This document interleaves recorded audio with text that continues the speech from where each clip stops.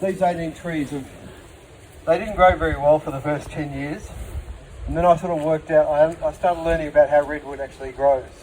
Redwood's a really interesting species. You'll notice a big swollen area at the base. That's a lignotuber. We have them in eucalypts. It's a strategy, particularly in the dryland eucalypts, to survive during fire and drought, to have all your living tissue below ground level. And then you get to a point where, yep, I've got enough storage, they start growing up. So your red box and your spotted gum, and all these species have lignotubers, have developed this strategy that when they germinate, they don't suddenly grow as a nice tree. They actually grow as a little ground-dwelling shrub, just to build up a store of sugars. There's lignotubers in very few of the conifer species. Funnily enough, the oldest conifer we know, the ginkgo, from China, actually has a lignotuber, and some of our native conifers in the Podocarpus family are actually got lignotubers as well. But I was fascinated to learn many years after I planted these that redwood has a lignotuber, and that suddenly explained to me why they're so slow when they're young, but why all of a sudden they become the fastest growing species on the property. So this one here was planted, if I can have your help here. This is a diameter tape. So we wrap it around with the white side showing, and it only measures up to 60 centimetres in diameter. So you'll come around. Then put your finger at the zero mark. No, the zero mark on the tape. Yep. And then you pass that to me. So that's 60 plus, what's the reading off? That's 82 centimetres in diameter in 35 years. And when it was about 14 or 15 years, it was about this big. So they're growing incredibly quickly now.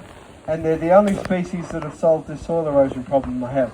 You'll notice here all the water is travelling across the surface. In those gullies under the pines, under the eucalypts, up there under the native forest, under the blackwoods in the next gully, it erodes the subsoil. So these trees are actually growing in the subsoil, changing the chemistry of that subsoil, liming the subsoil by adding calcium to it. I can't have the time to go into the chemistry of it, but they're solving an inherent problem related to the fact we've had salt rain come in here for thousands of years. The sodium's been left behind, the chlorine's been washed away, but that sodium destroys your structure. This is like, these trees are like putting gypsum 5 and 6 metres down underneath the ground without digging a hole. They're extraordinary in their ability to change the chemistry. The only species I've found to do that, it's called phytoremediation, where the plant growth actually changes the chemistry, and I'm fascinated by that. We have cut one down. I wasn't very impressed by the timber.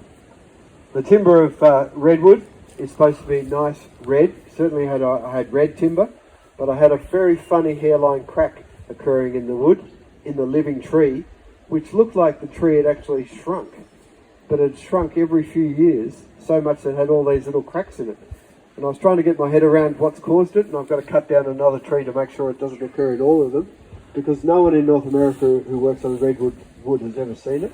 No one in New Zealand has ever seen it. I may have had the only ever tree to do it, or maybe every tree that I plant is actually going to do that with the redwoods. I don't think so, and I think it's related to root grafting, because the stump up there, around that last one, has not sprouted, so it's grafted to another tree. I think the tree was sucking that other tree dry every summer. That's my little theory.